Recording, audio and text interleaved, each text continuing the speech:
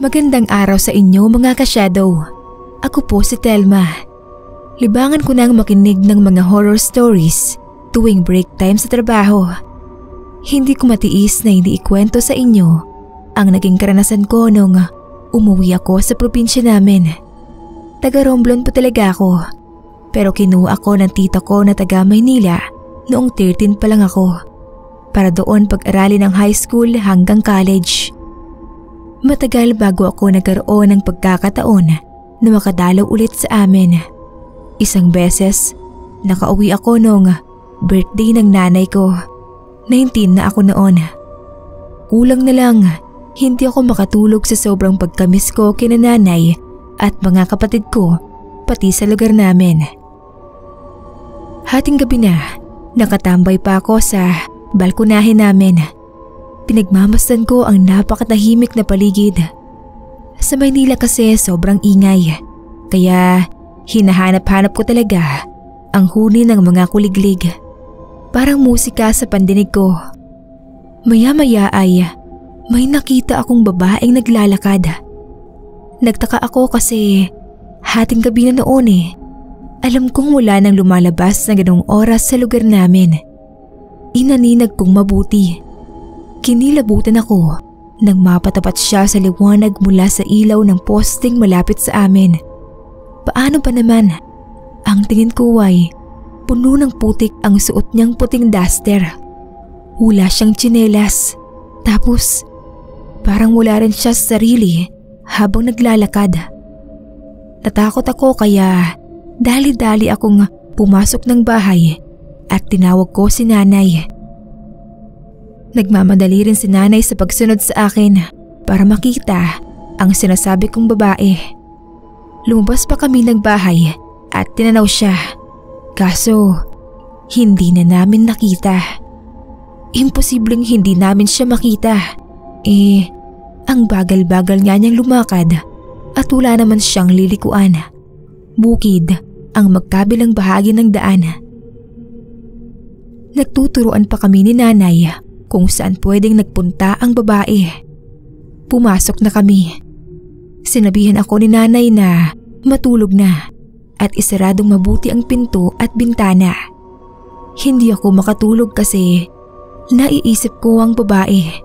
Baka kung anong nangyari sa kanya kaya ganoon ang itsura niya. Pero ba't kaya bigla na lang siyang nawala? Naghahalo tuloy ang takot at awa ko sa kanya. Hindi ko alam kung anong oras na ako nakatulog nung gabing yon. Kakaisip sa nakita ko. Umaga na yata. Nang sumunod na gabi ay nakatambay na naman ako sa balkonahe. Parang naulit lang ang nangyari kagabi dahil nakita ko na naman ang babae sa dilim. Hindi ko na tinawag si nanay. Ako na mismo ang sumunod sa kanya. Pero doon lang ako sa harap ng bahay namin. Kumbaga tinanaw ko lang siya kung saan siya pupunta. Talagang nangalisag ang balahibo ko kasi para siyang bulang biglang naglaho sa paningin ko. Nagtatakbo na ako pabalik ng bahay. Hindi ko pa masabi agad kila nanay kasi parang nababarahan ang lalamunan ko sa takot. Pinakalaman nila ako at pinainom ng tubig. Saka ko lang nasabi yung nakita ko.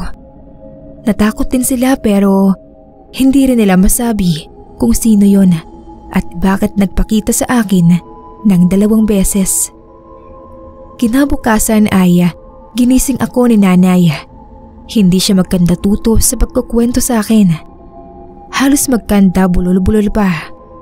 May natagpuan daw kasing bangkay ng babae sa liblib. Dulong bahagi po yun ng lugar namin. Ang tawag nila ay liblib.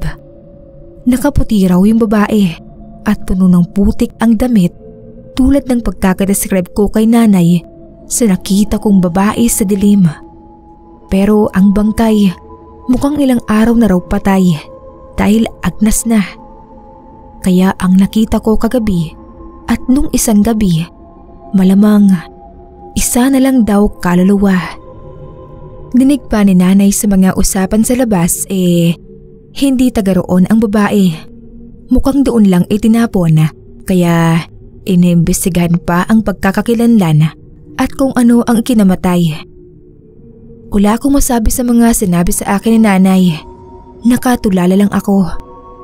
Unang beses ko lang naman yun makakita ng hindi pangkaraniwan at wala akong ideya kung bakit sa akin siya nagpakita.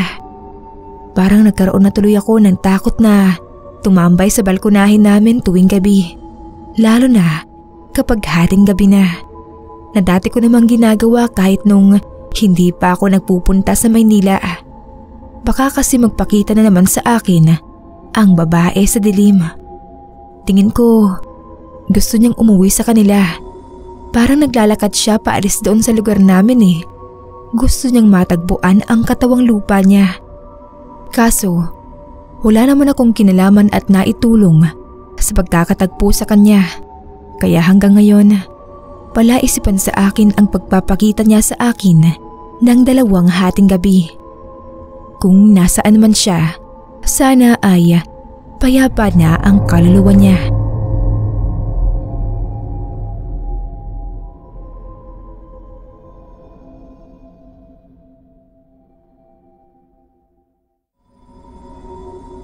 Si Ian po ang pangalan ko. Marami sana akong gustong i-share na kwento, pero ito na muna. Noong sa probinsya pa kami nakatira, marami akong itinuturing na malapit na kaibigan sa buhay ko. Mga kaibigan na simula pa pagkabata ay kasama ko na. 5 kaming sobrang close talaga sa isa't isa. Ako, si Louie, Van, Edito, at ang pinakahuli ay si Maki. Sa aming 5, si Maki na lang ang hindi pa nagkakaroon ng girlfriend. Lagi naming kantsaw yun sa kanya. Halos araw-araw namin kung ipamukha sa kanya. Okay lang naman sa kanya, biruan lang ng mga magkakaibigan. Pero kalaunan, sineryoso niya talaga ang mga biro namin at naging agresibo siya sa paghahanap ng girlfriend. Kaso itong si Maki, hindi siya magaling makisalamuha sa tao. Lagi tuloy busted sa mga nililigawan kasi di niya alam kung paanong mga galawan ang dapat ginagawa ng isang manliligaw. Ilang weeks din na tumigil si Maki sa panliligaw sa mga babae. Halos hindi rin namin siya makita nung mga araw na yon. Akala namin na busy sa vulcanizing shop ng pamilya nila. Nang magkita-kita ulit kami, masaya niyang binalita na may girlfriend na raw siya. Yun, tuwang-tuwa naman kami kasi sa wakas may nagkamali rin na sagutin si Maki. Tinanong namin kung anong pangalan, kung taga saan. Sabi ni Maki, Reyna raw ang pangalan. Maputing babae na mahaba ang buhok. Taga Zona 4. Malapit yon doon sa ilog. Tinanong namin siya kung kailan niya ipapakilala. Sabi niya na magkikita raw sila ng girlfriend niya sa ilog kinabukasan. Pwede raw kaming sumilip para makita ang itsura ng girlfriend niya.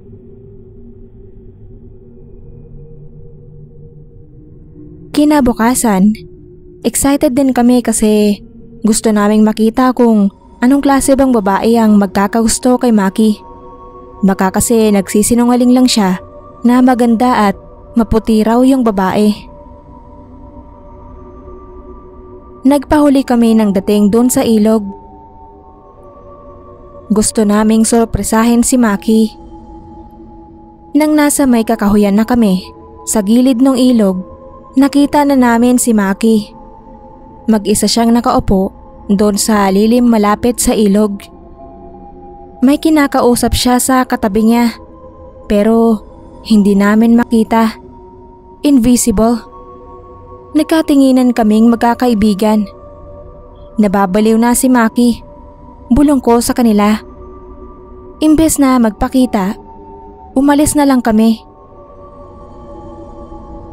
Kinagabihan, tinanong ni Maki sa amin kung bakit daw hindi kami pumunta sa ilog. Ako na ang nagsabi na pumunta kami, pero wala kaming nakita na kasama niya. Mag-isa lang siya doon. Sabi namin, kinakausap ang hangin. Winaningan namin siya na baka pinaglalaroan siya ng kung anong maligno sa ilog. Nagalit sa amin si Maki. Pinagtitripan na naman daw namin siya. Matapos yon ay hindi na niya kami kinausap. Hinayaan na lang namin. Akala namin magkakaayos pa kami kalaunan, pero hindi na. Nalibang masyado si Maki sa pakikipagkita doon sa girlfriend niyang invisible. Hanggang sa nalaman na lang namin na itong si Maki ay hindi umuwi sa bahay nila. Ilang araw na raw. Tumulong kami sa paghahanap, pero hindi namin siya nakita. 3 buwan siyang nawala at lumitaw ulit na wala na sa sariling pag-iisip. Nakakalungkot isipin na yung dati naming kaibigan ay magiging ganoon ang kalagayan. At dahil lang yun sa kasintahan niya sa ilog na hindi nakikita. Hanggang ngayon, nasa mental hospital pa rin si Maki. Sabi nga nung magulang niya ay hindi na raw ito gagaling sa sakit niya sa pag-iisip.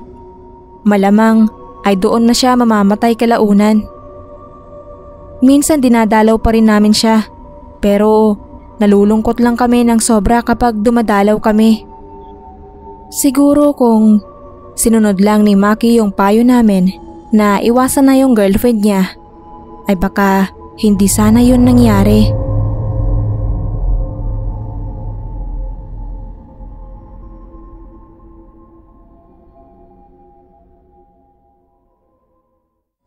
Tawagin niyo na lang po akong Eloisa. May gusto akong ibahagi sa inyo na nakakatakot kong karanasan nung minsang sumama ako sa bahay ng kaibigan ko sa probinsya. Nagkaroon kasi ng hindi pagkakaunawaan sa bahay namin nung panahon na yon. 22 pa lang ako noon. Naisipan kong tawagan ng kaibigan ko na saktong uuwi pala sa probinsya nila. Sumama ako. Yung lugar pa lang nila nakakatakot na. Di ko inaasahan na masyado na palang liblib ang probinsya nila. Siguro, napansin ng kaibigan kong si Rowena na panay ang linga ko na parang natatakot, kaya lalo pa niya akong tinakot. Alerto raw ako dahil marami raw aswang sa lugar nila. Minsan, akala mo pang karaniwang tao sa umaga, pero pagsapit daw ng hating gabi, nagbabago na ang anyo at nagpapagala-gala para maghanap ng mabibiktima. Hinampas ko sa balikat ang kaibigan ko. Ugali niya kasi yun mapang-asar. Pero alam ko naman na nagbibiro lang siya. Yung bahay nila, okay naman. Yari sa kahoy. Yun nga lang, maraming siwang. Pagtingin ko sa sahig, may kunti ring mga siwang. Yung tipong pag may pumasok sa silong ng bahay nila, pwede kang masilipan. Hindi naman po sana mimintas. Nasabi ko lang kasi malayo sa itsura ng bahay namin na bato. Yun nga lang, ang mga magulang at kapatid ni Rowena ibang-iba rin sa pamilya ko. Kung asikasuhin nila ako ay parang napaka-espesyal kong tao. Espesyal din ang nilutong ulam nila para sa akin. Bago matulog ay sinabi ko kay Rowena na maliligo na muna ako dahil nanlalagkit ang pakiramdam ko sa katawan. Sa layo ba naman ang nilakbay namin papunta roon Sabi niya, bukas na raw ako maligo. Magpahinga na lang kasi hating gabi na. Malamig pa ang panahon at mukhang uulan. Pero nagpumilit pa rin ako. Hindi ako makakatulog nang hindi naliligo. Walang nagawa ang kaibigan ko. Tinulungan na lang niya ako mag-igib ng tubig sa poso nila na nasa likod bahay. Nung naliligo na ako, nagulat ako nang biglang may kumaluskos sa labas ng banyo. Parang may natapakan na tuyot na kahoy o ano. Tinanong ko kung sino yan. May tao ba dyan? Ganun pa yung tanong ko. Wala namang sumagot. Naisip ko baka hayop lang sa labas. Yun pa namang banyo nila walang bubong. Mataas naman yung dingding ng banyo kaya wala naman sigurong makakapanhik doon para mamboso o manilip. Pero ewan ko ba ba't walang bubong. Natawa nga ako nung maisip ko na kapag umulan ay libre shower na sila. Sobra tuloy akong hindi komportable pero wala naman akong mapagpipilian. Maya-maya pa, habang nagsasabon na ako ng katawan, ay bigla kong naramdaman na parang may ibang presensya sa paligid. Parang may mga matang nakatingin sa akin. Ganoon na lang ang gulat ko nang pagtingala ko ay may mukhang nakasilip. Mapupula ang mga mata, yung hindi pang karaniwang pula, kulay dugo. Tapos tingin ko pa, walang itim Parang puti pa yung bilog ng mata na kung sa karaniwang tao ay itim. Sabog na sabog yung buhok. Akala mo, pilukang kulot na ipinatong lang sa ulo. At ang higit kong ikinatakot ay nang ilabas niya ang matutulis niyang ngipin. Grabe ang sigaw ko. Sunod-sunod, walang patid. Kulang na lang ay mapatid ang litid ko sa lalamunan sa lakas ng pagsigaw ko. Nagkatukan sila sa akin. Sunod-sunod din ang tanong nila kung anong nangyari. Ako naman nangangatal ang mga kamay ko habang nagtatapis ng tuwalya. Nagtapis na lang talaga ako. Hindi ko na nakuhang magsuot ng damit. Pagbukas ko ng pinto ng banyo ay sabay yakap ko kaagad kay Rowena na siyang nasa bungad. Ang tatay at nanay naman niya ay dali-daling pumasok sa banyo para alamin kung anong kinatatakutan ko ron. Tapos yung kapatid niyang lalaki ay sa labas tumakbo, dala ang itak para tignan kung ano ang nasa labas dahil panay ang turo ko sa bukas na itaas ng banyo. Hindi ako makapagsalita sa sobrang takot Nang lumabas ang kapatid ni Rowena ay narinig kong sumigaw siya na, "Nakita ko tay, tatakbo na, dun sa kakahuyan." Tapos sabi pa ng tatay ay huwag nang habulin at baka mapahamak pa siya. Sinabi ko sa kanila na hindi tao ang nakita ko. Sigurado ako. Iba ang itsura niya. Parang aswang. Nakakatakot talaga. Naniwala naman sila sa akin. Tapos sabi pa ni Rowena, sinabi na nga niya sa akin na maraming aswang doon. Hindi pala siya nagbibiro. Kahit ganoon ang karanasan ko tinapos ko pa rin ang 1 linggong bakasyon doon ni Rowena. Kasi ayoko namang mag-isang bumalik sa Maynila. Hindi na lang ako naliligo sa ating gabi o kahit magbabanyo lang. Sa umaga lang talaga.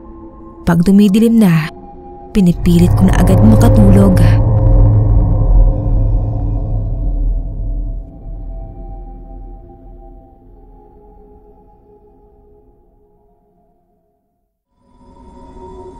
Itago niyo na lang ako sa pangalang Nene.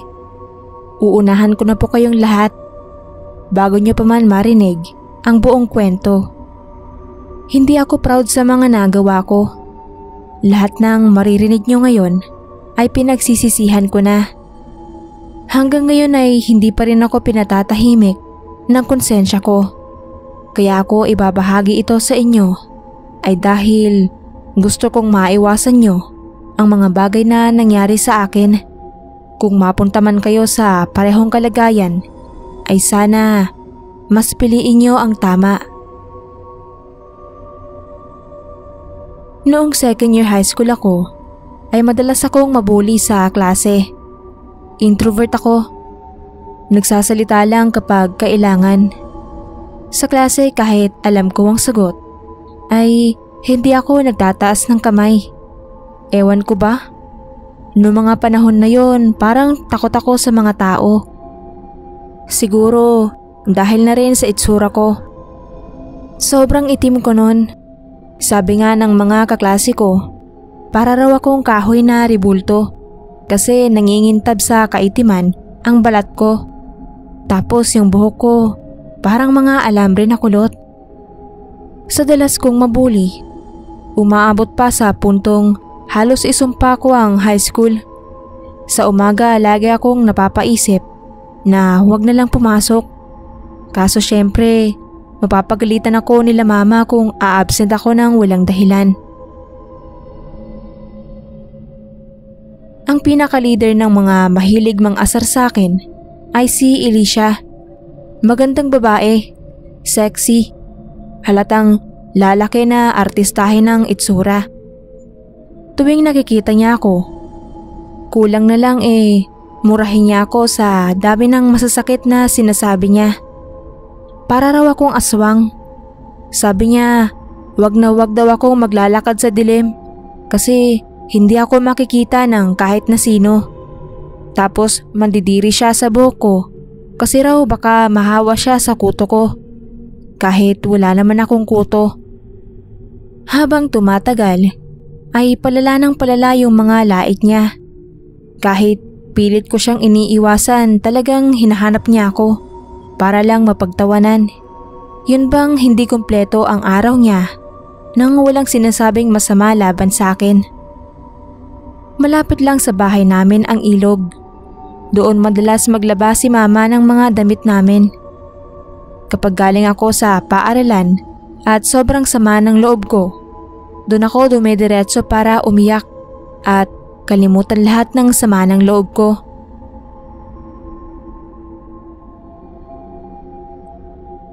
Hapon, halos palubog na ang araw. Umiiyak ulit ako. Nakaupo ako sa kababatuhan. Ang naririnig ko lang nung una ay ragasan ng tubig. Tapos biglang may mga yapak na. Paglingon ko, may matanda na nakakulay puti. Ang linis ng damit niya. Parang unang beses na ginamit sa sobrang kaputian. Tinanong niya ako kung bakit ako umiiyak. Hindi ko rin alam kung bakit ko siya sinagot at sinabi lahat ng sama ng loob ko. Lagi pa naman sa aking bilin na wag kumausap ng hindi kilala. Kaso nang maisip ko yun, huli na. Mukhang mabait naman yung matanda. Pakilala niya sa akin. Paulo raw ang pangalan niya. Sabi niya, bumalik daw ako sunod na araw at dalahan ko siya ng buhok ni Alicia. Siya na raw ang bahala na magparusa kay Alicia para sa akin. Desperadong na ako nung mga panahon na yon. Sunod na araw nga, nang lumapit si Alicia para laitin ako, sumagot ako at nakipag-away. Nagkasabunutan at nang paghiwalayan kami ng mga kaklase namin, hawak ko na sa kamay yung buhok ni Alicia. Binigay ko iyon sa matanda. Ang sabi niya, siya na raw ang bahala. Ilang araw din na hindi ako nilait ni Alicia. Alam ko nagpapalamig lang siya sa naging away namin. 1 week ang lumipas, hindi pumasok si Alicia. Kinabahan na ako noon. Hanggang sa sabihin ng guro namin sa klase na namatay raw si Alicia sa isang hindi matukoy na sakit. Muntik akong mahulog sa upuan ko nang marinig ko yon. Hinanap ko yung matanda. Sinigaw ko yung pangalan niya sa ilog, pero hindi na siya bumalik. Hindi ko naman inaasahan na ganoon pala ang mangyayari. Akala ko ay simpleng klase ng parusa lang ang ibibigay niya, pero hindi pala. Mabuti sana dahil sa kamatayan ni Alicia ay parang nakalimutan ng mga kaklase ko ang pambubuli sa akin. Kaso parang araw-araw akong kinakain ng konsensya. Lumaki ako at nakapagtapos sa high school hanggang college na baon-baon ang konsensya na yon. Para na rin akong pumatay ng tao sa tingin ko. Nang tumuntong ako ng college, saka ako nagsimulang mag-ayos ng sarili. Nagpahid ng mga pampaputi at saka inaayos ko na rin ang buhok at pananamit ko. nawala na yung mga pambubuli sa akin. Hanggang ngayon ay di ko alam kung saan ba galing ang matandang yon na nagpakita sa akin sa ilog. Hindi ko na siya nakita pa kahit kailan.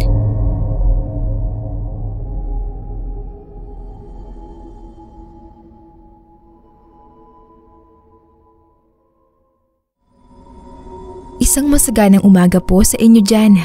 Ako po si Helen. Sa ngayon po ay nandito na ako sa Hong Kong at nagtatrabaho bilang DH. Habang nakikinig ako ng horror story sa channel nyo ay naalala ko lang yung sarili kong karanasan nung high school pa lang ako sa probinsya namin. 3rd year high school ako noon at meron na akong boyfriend. Pero nung araw naman pong bandang 1995, kami ng boyfriend ko masaya nang magkasama lang. Sabay lagi sa school, nagigitara kapag nasa bahay namin siya at magkasamang nagpupunta sa mga okasyon kapag naimbitahan. Wala pang mali siya sa amin dati. Isang beses ay noon lang kami nakauwi ng hating gabi.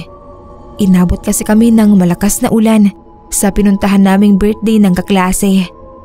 Wala kaming dalang payong.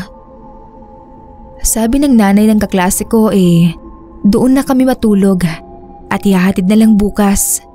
Pero hindi ako pumayag kasi tsak na masisinturon ako ng tatay ko kapag hindi ako umuwi. Nagpatila na lang kami ng ulan tapos nagpaalam na rin kami. Minalas pa dahil wala na kaming masakyan kaya naglakad na lang kami. Medyo malayo-layo rin ang lakarin kaya sinabi ng nobyo kong si Allen na doon na lang kami dumaan sa bukid para mabilis kami. Iyon ang pinaka-shortcut pa uwi sa amin. Yun nga lang, nakakatakot talaga sa bukid na yon paggabi. May bali-balitang may aswang daw doon. Nagtapang-tapangan na lang kami. Mahigpit ang kapit ko nun sa braso ni Allen. Kung kailan naman nasa kalagitnaan na kami, ay saka naman bigla kaming nakakita ng nakatayo sa daraanan namin. Tinanong ko si Allen kung sa tingin ba niya scarecrow lang yun. Nakasombrero kasi at parang hindi pangkaraniwan yung haba ng kamay. Abot na yata sa tuhod. Hindi nakaimik si Allen. Parang natakot din siya. Pilit niyang inaaninag. Nakatakilid kasi ng tayo. Napaatras kami nang biglang gumalaw at tumingin sa direksyon namin. Lalong humigpit ang kapit ko kay Allen. Napaatras ulit kami nang magsimulang humakbang ang tao na sa tingin ko ay lalaki. Sabi ng boyfriend ko, takbo na kami. Ganoon nga ang ginawa namin. Tumakbo na kami pabalik. Maputik pa naman ang daan dahil katatapos lang nga ng ulan. Hindi ako mabilis tumakbo kaya halos kalat ka rin ako ni Allen habang sinasabi sa akin na aswang ang humahabol sa amin. Napalingon ako nang sabihin niya iyon at sakto namang paglingon ko ay nakita ko sa aktong umaangat ang mga paa ng lalaki sa lupa. Para na siyang lilipad sa paghabol sa amin. Hindi ako makasigaw sa sobrang nervyos. Hinila na ako ng boyfriend ko. Kulang na lang, buhatin na lang niya ako sa bagal kong tumakbo. Maabutan na raw kami. Tapos, nadapa pa ako. Itinayo niya agad ako. Sabi ko nga, iwan na niya ako pero hindi niya raw ako iiwan doon. Narinig na lang namin yung malakas na boses ng matandang lalaki na sumigaw ng, "Hoy!" Mula sa kabilang panig ng bukid, yung sumigaw. Paglingon namin sa humahabol ay wala na siya. Natakot yata sa sumigaw. Nilapitan kami ng matanda na may hawak pang itak at pinagalitan kami. Ano raw bang ginagawa namin sa bukid sa ganong oras? Hating gabi na. Si Allen ang sumagot sa tanong niya kasi halos hindi pa ako makahinga ng maayos sa sobrang hingal ko. Hindi raw ba namin alam na may aswang sa bukid? Ngayong nakita na namin ay siguro naman daw maniniwala na kami at magtatanda na kaming umuwi sa ganoong oras. Dapat daw Natutulog na kami sa mga bahay-bahay namin sa mga oras na yon para hindi kami napapahamak. Hindi kami nakakibo. Tama naman siya, pero naipit lang din naman kami kasi sa sitwasyon. Ang ginawa ng matanda ay inihatid niya kami sa bahay namin. Kilala pala niya ang tatay ko at siya na ang nagpaliwanag ng nangyari. Kung hindi raw niya narinig ang mga sigaw namin kaya siya lumabas ng kubo, malamang daw ay nalapa na kami ng aswang sa bukid. Akala ko talaga ay masisinturon pa ako ng tatay ko, pero mabuti na lang at pinagsabihan na lang din niya kami pag alis ng matanda matapos niyang magpasalamat.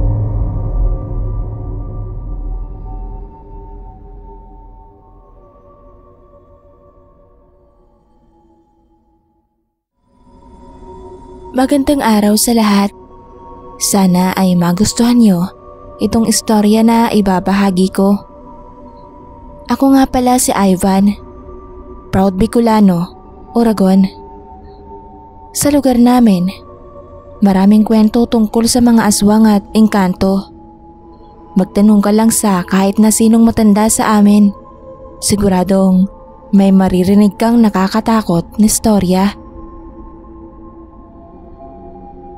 Dito sa amin, kapag buntis ka, hindi ka pwedeng maiwan ng mag-isa sa bahay, lalo na kapag gabi. Marami nang napabalita dito na mga buntis na nakunan daw. Pero ang totoo inatake pala ng tiktik habang tulog. Yung ate ko, Isa ang pangalan niya. Nagdalang tao siya noong 2013 sa panganay niyang anak.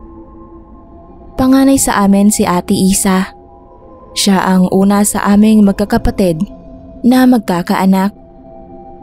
Dahil first time nga, hindi pa namin alam na delikado pala sa mga buntis ang pumunta sa mga liblib na lugar. Naisipan naming mag-swimming noon. Summer kasi, ang init ng panahon. Sinama namin si ate, pati yung asawa niya. Liblib yung lugar na pinuntahan namin. Sikat siya na destinasyon para sa mga gustong maligo sa ilog. Okay naman yung lugar. Malinis, walang mga madungis na kalabaw na makakasabay mo maligo. Si ate nakaupo lang dun sa upuan na dala namin. Kumukutkot nung dala naming mga mangga. Kami syempre nag-i-enjoy sa pagdadive galing sa mga matataas na lugar. Kumakain kami nang lumapit yung pinsan namin na 10 years old. May tinuro siya dun sa kakahuyan. May dalawang lalaki doon na nakatayo. Nakatingin sa amin. Ang sama ng tingin nila. Yun bang alam mo na walang gagawing matino? Sabi nung pinsan namin, tinanong daw nung dalawang lalaki kung buntis si Ate Isa. Nagkatinginan kami ni ate. Kasi sobrang weird. Bakit mo itatanong sa hindi mo kakilala? Sinabi namin ito sa asawa ni ate. Nilapitan niya yung dalawa. Tinanong niya kung may problema ba. Umalis lang ang mga ito. Pero after mga 30 minutes, bumalik na naman yung dalawang lalaki. Nakatingin kay Ate Isa. Di nagtagal, may lumapit sa amin na babae. Nagpakilala siya. Residente raw siya sa lugar. Winarningan niya kami. Sabi niya na umalis na raw kami at umuwi na lang. Dapat daw ay hindi na namin dinala si ate doon sa ilog. Delikado para sa isang buntis ang mapadpad sa ganoong klaseng mga lugar kung saan hindi mo alam kung anong klaseng mga tao ang nakakasalamuha mo. Yung dalawang lalaki raw na yun ay mga aswang. Naghihintay lang ng tamang tiyempo o kaya ay naghihintay lang sa dilim para sugurin si Ate Isa. Natakot kami nang malaman namin yun. Nagpasya kaming lahat na umuwi na lang kasi delikado nga talaga. Habang nasa daan, kitang-kita ko na parang may mga taong tumatalon sa mga puno. Ang bilis ng mga kilos nila. Mabilis na yung jeep na sinasakyan namin, pero nahabol pa rin nila. Pagdating sa bahay, pinalibutan namin ng mga asin at bawang ang buong bahay. Kasama ko yung asawa ni ate na nagbantay buong gabi. Sobrang daming mga dumadapong kung ano sa bubong namin, paulit-ulit. Kinabukasan, nagkwento yung mga kapitbahay namin na nakita raw nila na may mga lumilipad nung nakaraang gabi sa itaas ng bubong namin. Di raw nila alam kung ano yon. Sigurado ako na aswang ang mga yon. Sinundan nila kami. Buti na lamang ay nasabihan kami ng matanda.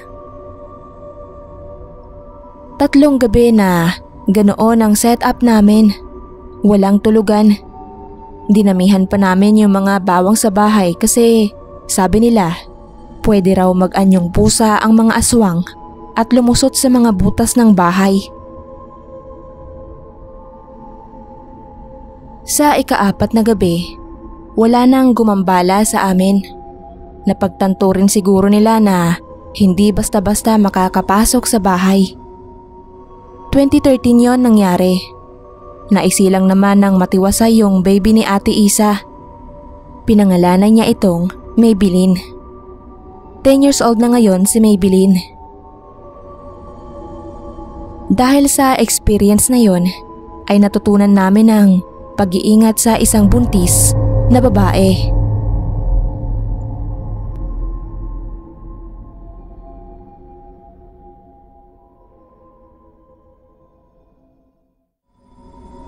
Ako po si Armida ng La Union. Sana ay nasa mabuti po ang lahat habang nakikinig. Share ko lang po sa inyo ang naranasan ko sa bahay na nilipatan namin dati sa La Union. Tubong Maynila po talaga ako, pero nakapangasawa ng taga roon. Hanggang ngayon nga ay dito pa rin kami nakatira sa La Union, pero sa ibang lugar na nga lang dito. Bagong kasal kami at nagsisimula pa lang noon sa buhay may asawa. Unang gabi pa lang namin doon ay nakarinig na ako ng boses ng babae na kumakanta. May kapitbahay naman kami pero yung distansya parang hindi naman namin maririnig kung kumanta man sila.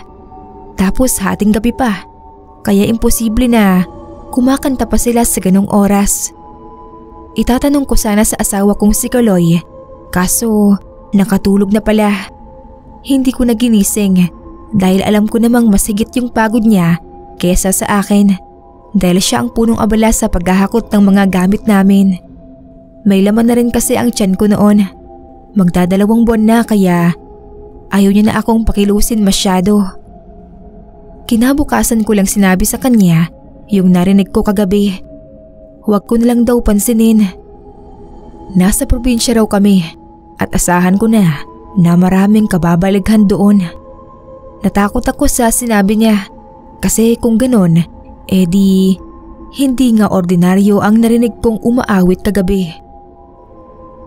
Bandang tanghali na nga, ipakita niya sa akin ang balon na halos nasa gawing likuran na ng bahay namin. Ang sabi raw ng may-ari na nakausap niya, wag daw kaming gagawi roon dahil dati ay may nahulog na roon. Saka baka mamatanda kami. Ewan ko ba, pagtingin ko sa balon, parang tinayuan ako ng balahibo. Inaya ko na agad si Kaloy na pumasok na kami sa bahay at hindi ko gusto ang atmosphere doon. Kinagabihan, napapapikit ako nang marinig ko na naman ang boses ng babae. Hindi ko naman maintindihan ang kinakanta niya, basta alam ko na kumakanta siya. Kinikilabutan na tuloy ako at naiisip ko ang balon. Napabalikwas ako ng bangon. Naisip ko kasi na parang doon nang gagaling yung naririnig kong boses. parang nasa loob ng balon. Sa takot ko ay nahiga ulit ako at nagtalukbong ng kumot.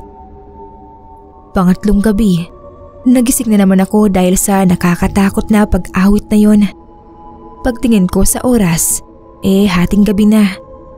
11:30. Pero sa pagkakataong yon parang nasa tenga ko na mismo yung bibig niya.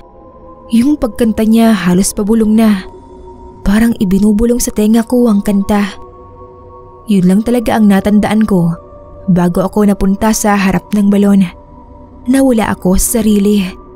Nagbalik lang ako sa wisyo nang yugugin ako ng asawa ko at hilahin palayo sa balon. Tinanong ko siya kung anong nangyari, ba't ako napunta ron. Sabi niya, nagising siya at nakita niya akong patayo sa higaan. Tinanong pa raw niya ako kung saan ako pupunta. Sumagot naman daw ako ng mahina at sabi ko pa nga dyan lang. Ang akala raw niya magbabanyo lang ako, kaya pumikit ulit siya. Pero hindi raw siya mabakali. Parang bigla siyang kinutuban ng masama dahil hindi normal na sumagot ako nang hindi tumitingin sa kanya. Kaya ang ginawa raw niya sinundan niya ako. At yun nga, mula ako sa banyo. Tapos nakita niyang nakabukas ang pinto ng bahay. Naisip agad niya ang balon. Doon niya agad ako pinuntahan at naabutan nga niyang nakatayo ako sa harap nun. Dahil sa nangyari sa akin ay agad naghanap ng malilipatan naming bahay ang asawa ko. Hindi na raw niya hihintayin na may mangyari pa sa amin nang dinadala ko bago kami kumilos. Habang naghahakot na ulit kami ng gamit paalis sa bahay ay nakausap namin ng kapitbahay naming matandang babae. Ang sabi niya, may babaeng nagpakamatay daw na tumalon sa balon. Ang kwento pa natalo raw yun sa sinalihang contest ng pag-awit. Sunod-sunod na pagkatalo, kinain ng lungkot kaya naisipang wakasan ang sariling buhay. Hindi ko alam kung totoo ang kwentong yun ng matanda o gawa-gawa lang niya. Nagtaka lang ako kasi hindi naman namin sinabi sa kanya ang dahilan kung bakit kami aalis na roon. Pero nabanggit niya ang tungkol doon sa balon.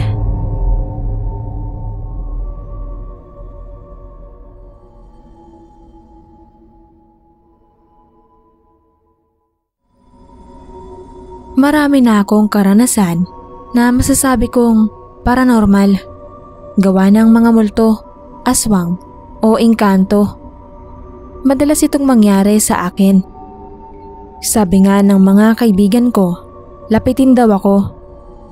Pero kung meron mang pinaka nakakatakot sa lahat ng karanasan ko, ay nung minsang may sumitset sa akin sa ilog. Jeffrey nga pala, Tubong Isabela. Yung bahay namin dati, malapit sa ilog. Tatawirin mo lang yung mga kumpol ng bahay. Bababa ka sa madulas na daan.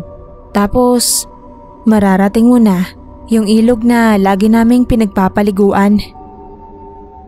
Naalala ko pa noong wala pa kaming linya ng tubig sa bahay. Tuwing umaga kapag may pasok, isasama ako ni Papa para maligo sa ilog. Pag-apak ko pa lang sa ibabaw ng tubig, halos manigas na ang buo kong katawan sa sobrang lamig. Nakasanayan ko na lang kasi wala nga kaming tubig sa bahay noon.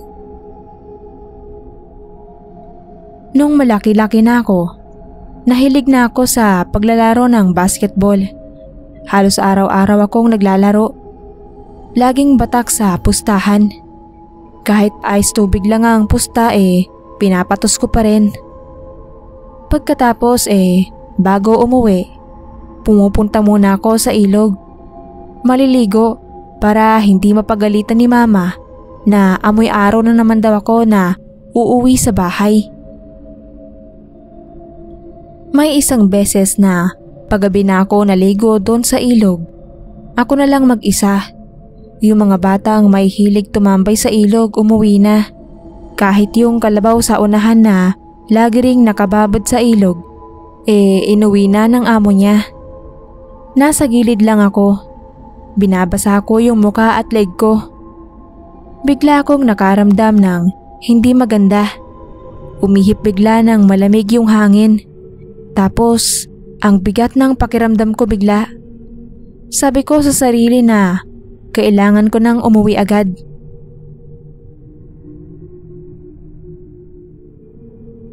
Binilisan ko yung paghuhugas sa pawis. Narinig ko bigla ang mga sitsit galing dun sa mga puno. Napalingon ako. Umihip ng malakas yung hangin at nagsitaasan yung balahibo ko.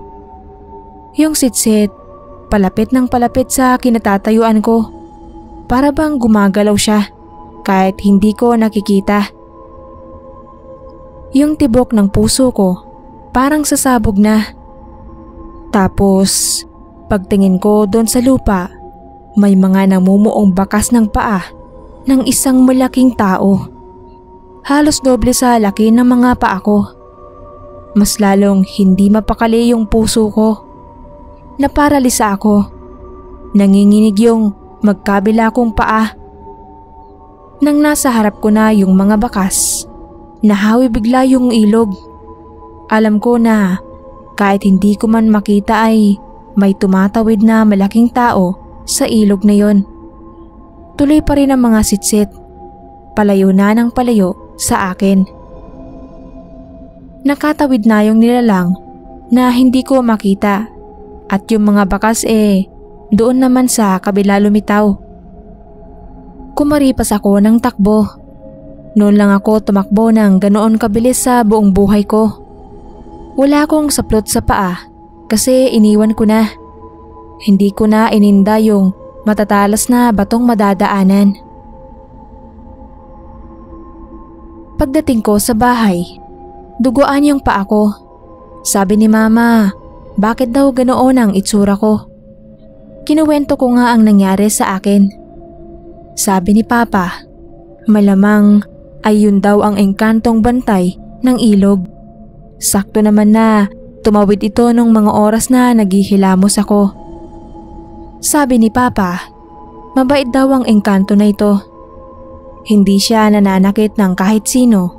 Basta't wag mo rin siyang sasaktan, pati na ang mga hayop na nakatira sa ilog. Naging trauma sa akin yung experience na yon.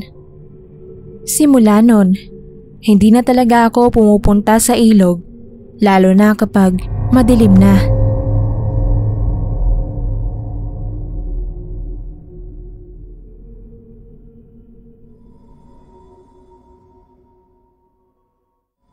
Aling Celerina na lang po ang itawag niyo sa akin. Isang nakakatakot na pangyayari sa buhay ko ang gusto kong maibahagi sa inyo ngayon, tungkol sa kapitbahay naming nakasalubong ko nung isang hating gabi. Ang ikikwento kong karanasan ay nangyari noong isa pa lang ang anak ko at 3 taon pa lang. Nakatira kami malapit sa irigasyon. Napakahirap ng buhay namin nung araw kasi maga akong nag-asawa 17 anyos. Kaya nung 20 ako, may 3 taon na akong anak. Ang asawa ko noon ay nakadestino ng trabaho sa ibang bayan. Kaya kaming mag-ina doon na lang muna pumisan sa biyanan kong babae. May sakit ang anak ko at wala ring pera noon ang biyanan ko. Kaya ang ginawa ko, pinabantayan ko muna ang anak kong si Gimuel sa kanya at umuwi ako sa amin para humiram ng pera sa nanay ko. Inabot ako ng hating gabi sa daan dahil hinintay ko pa si nanay na makauwi. Lumuwas pala kasi ng Maynila para dalawin ng kapatid ko roon. Nabigyan niya naman ako ng pera pambili ng gamot ni Gimuel. Kaya kahit hating gabi na, panatag akong umuwi. Pinipigilan pa nga ako ni nanay dahil alanganing oras na ng gabi. Pero hindi ako nagpapigil kasi inaalala ko ang anak ko na may sakit. Sanay naman ako sa probinsya kahit madilim ang mga daanan, basta may dala ako ng punyal. Pag-aari yun ng lolo kong albularyo na matagal nang binigay sa akin ni nanay para raw pag ginabi ako sa daan, meron akong panlaban. Sa paglalakad ko ay nakita kong makakasalubong ko si Amalia. Si Amalia po dalagang kapitbahay namin doon sa lugar ng binan ko. Nagtaka ako kung saan pa siya pupunta ng ganong oras, kaya binati ko. Tinanong ko kung saan ang punta niya, bakit mag-isa lang siya. Tumingin lang siya sa akin at kumiti. Hindi niya sinagot ang tanong ko. Hinayaan ko na lang. Nagpatuloy na lang ako sa paglalakad. Mga ilang hakbang pa lang ang nagagawa ko palayo sa kanya ay bigla kong narinig ang pagsitsit niya sa akin. Lumingon ako. Paglingon ko ay muntik na akong himatayin sa nakita ko. Paano ba naman nakalingon siya sa akin at nakangisi. At yung klase ng lingon niya ay hindi pangkaraniwan. Kung napanood niyo na yung pelikulang Exorcist na umikot ang ulo, ganoon na ganoon yung nakita ko sa kanya. Tapos nakangisi siya sa akin. Kaya halos mawalan ako ng ulirat sa sobrang takot.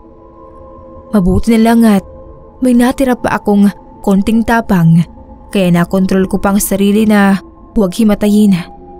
Pero sa halip na gamitin ko sa kanya ang punyal, ay mas pinili ko ang tumakbo na lang ng mabilis na mabilis. Walang lingon likod. Mahigpit ang hawak ko sa punyal. Iniisip ko na kung sakaling habulin ako at abutan, magagawa ko pa ring manlaban kahit papaano. Awa naman ng Diyos, nang matanaw ko na ang bahay namin, wala na siya paglingon ko. Hindi niya siguro ako hinabol. Sinalubong ako ng binan ko sa pintuan at inusisa agad ako kung anong nangyari sa akin. Nakita niya kasi yung sobrang hingal ko. Kahit mahangin, nagbubutil-butil ang pawis ko. Kinilabutan siya nang ikwento ko sa kanya ang nangyari.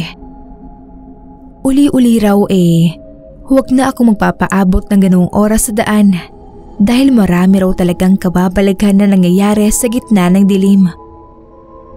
Kung sakali man na abutan ako ulit ng ganoong alanganing oras, magpaumaga na lang daw ako.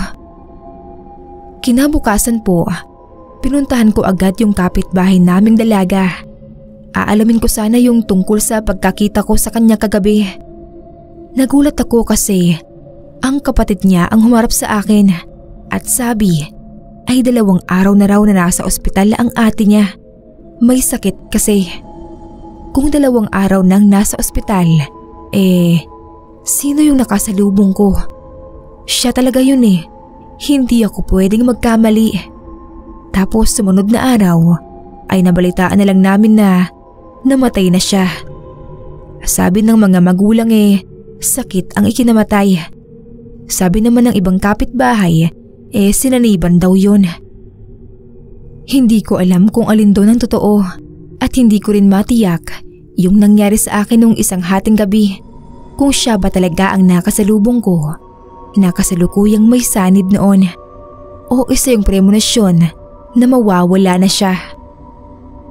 Kapag naaalala ko yung aktong paglingon niya sa akin at pagngisi, hindi ko maiwasan na kilabutan pa rin kahit na matagal nang nangyari.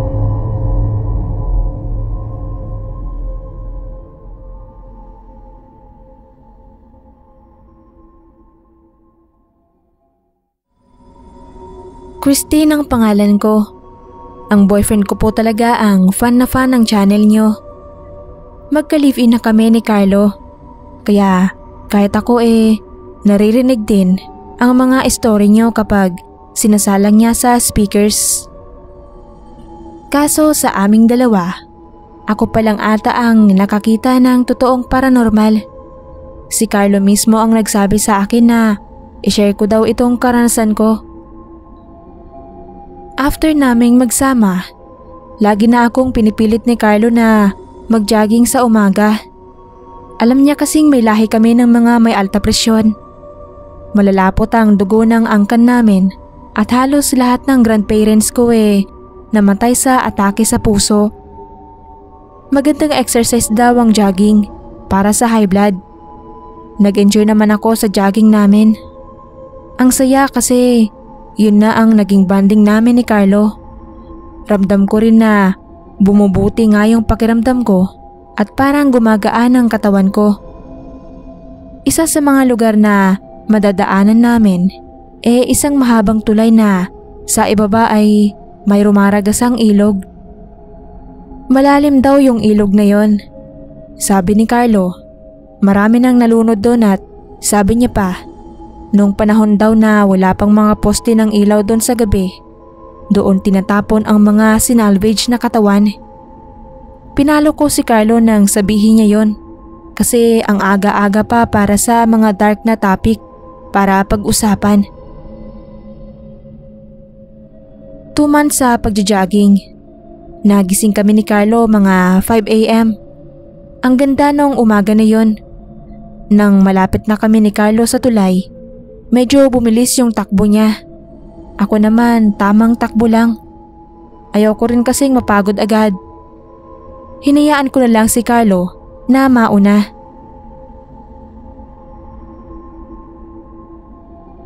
Pagdating doon sa tulay, napatingin ako sa ibaba kasi may babae. Yung damit niya parang weird. Para siyang pang sinaunang damit. Yun bang sa mga lumang pelikula? Tumigil ako kasi bakit may babae doon na ganoon ang itsura? Ang haba ng buhok niya. Tapos nakapaalang siya. Humawak ako doon sa railings at hinintay kung anong gagawin ng babae. Wala. Nakatayo lang siya doon. Parang may hinihintay na kung ano. Tapos bigla ba naman itong tumingala at tumingin sa akin. Hindi ko inaasahan yung nakita ko. Yung babaeng yun, walang muka. Noon ko lang din napansin na hindi siya nakatapak sa lupa. Nakalutang siya. Sumigaw ako bigla, napaatras at muntik pang matumba sa kalsada. Grabe yung hininga ko. Alam kong hindi yun dahil sa pagja-jogging. Dahil yun sa takot. Lumapit ulit ako sa railings. Nakapikit ang mga mata. Dahan-dahan ko itong binuksan at pagtingin ko, wala na yung babae. Naglaho siya na parang bula. Binalikan ako ni Carlo. Tinanong niya kung bakit ako sumigaw. Saka ko ikinuwento sa kanya ang nakita ko. Imbes na matakot parang na-excite pa siya kasi may kwento na raw kaming maipapasa sa channel. Muntik ko na siyang masakal sa galit. Nang makauwi kami sa bahay, parang hindi na rin natatanggal yung kaba ko. Suggestion ni Carlo na baguhin na rin namin yung ruta. Bale sa ibang daan na lang kami magja-jogging para makalimutan ko yung multo. Sa hula ko lang, baka isa sa mga biktima ng salvage yung babae na yon. Isang kaluluwa na hindi pa rin natatahimik. Malamang ay malaya pa rin yung mga may gawa ng krimen, kaya hindi pa rin siya makatawid sa kabilang buhay.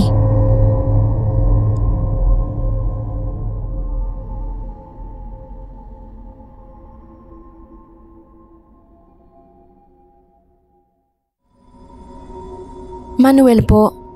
Well na lang for short. Dito sa amin, parang sports ang pangingisda. Malapit kasi lugar namin sa ilog. Isa sa mga payabangan ng mga binata, ang galing sa panguhuli ng isda. Mapadaan ka lang sa mga nagiinumang tambay. Maririnig mo sa kanila na madalas nilang ipagyabang kung gaano kalaki yung mga isdang nahuli nila. Kahit ako noong teenager pa ako, talagang isa rin ako sa mga mahilig mamingwit sa ilog. Ewan ko ba, may kung anong ligayang dala ang makahuli ng mas malaking isda kaysa sa mga kasama mo. Dito sa amin, kahit anong isda pwedeng hulihin, pwedeng kainin, maliban sa isa. Kudot ang tawag namin sa isdang bawal hulihin. Malamang ay wala nito sa lugar ninyo kasi base sa pagkakaalam ko ay dito lang sa amin may kudot.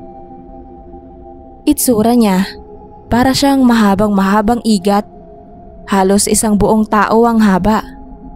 Ang pagkakaiba niya lang dilaw ang mata ng isang kudot. Tapos yung balat niya, sobrang itim. Parang pinturang itim na nangingintab pa sa araw. Sabi ng mga matatanda sa amin, ang isdang kutot daw kasi ay alaga ng mga engkantong nakatira sa ilog. Mahalaga daw ito sa kanila. Kapag daw dumaan ka sa ilog at may nakita kang kudot, sign na raw iyon na umuwi na at magkulong sa bahay. Kasi sigurado raw na may mangyayari sa iyong masama sa labas. Pwedeng manakawan ka o kaya masira yung sinasakyan mo. Pero ang pinakamalala ay kapag nakabingwit ka ng kudot. Sure yun. Oras na kumagat sa pain mo ang kudot at hinila mo ito paitaas, wala ka nang kawala sa sumpa nito. Mamamatay ka. Noong teenager pa lang ako, akala ko talaga hindi totoo ang kudot. Kumbaga panakot lang ng mga matatanda sa aming mga namimingwit. May isang hapon na nagkayayaan na naman ng magbabarkada. 8 kami nun, kanya-kanyang kuha ng mga pamingwit at pain sa bahay.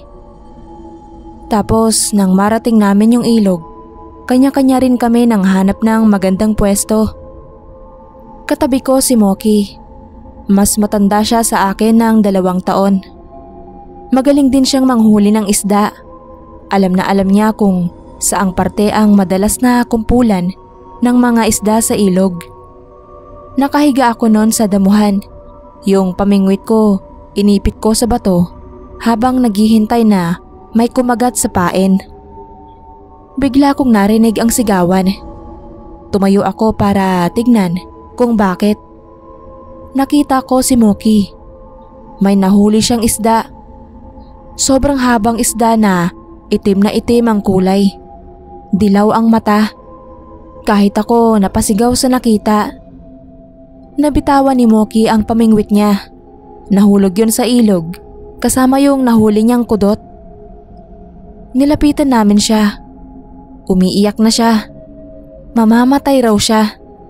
Siyempre, kami todo paliwanag sa kanya na baka hindi naman totoo yung mga sabi-sabi. Umuwi na kami noon pagkatapos. Kinabukasan, balitang-balita sa buong barangay na hindi na gumising si Moki. Namatay raw sa bangungot.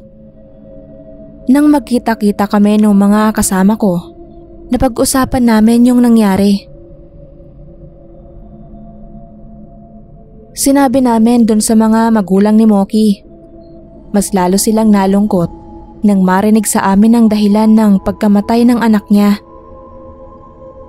Ilang buwan din kaming hindi namingwit dahil sa takot.